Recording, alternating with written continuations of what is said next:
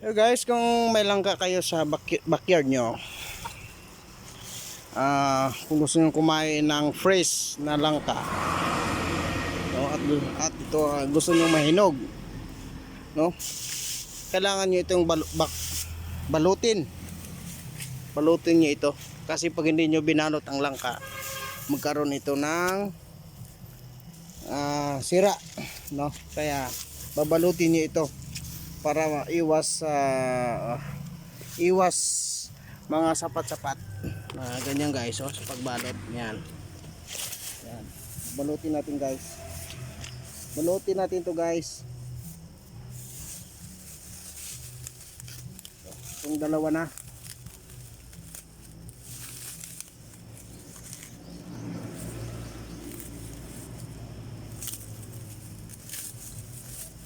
so, kailangan nating balutan ito kasi marami mga sapat-sapat yan, yan.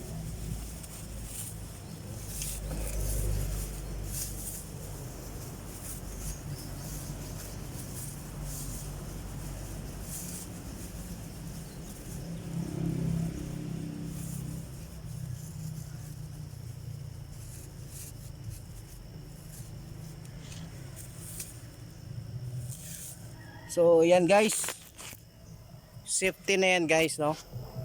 Ito yung iba hindi ko na ito pwede pa, ito walang sira, so lagyan ko ito ng balot. Ito wala na ito, panggulay na lang to guys, kasi mayroon siyang uod, tanggalin lang ito, at ibang parte na walang sira pwede na yan, pwede na panggulay. Ganun din ito, may sira na, kaya hindi ko na babalutin yan. Ito guys, marami pa yan, yan, kasi taas, pero kukuha lang ng konti, balutin ko. Ito pwede pa ito, 1, 2, panggulay na yung iba guys. Okay guys, thank you.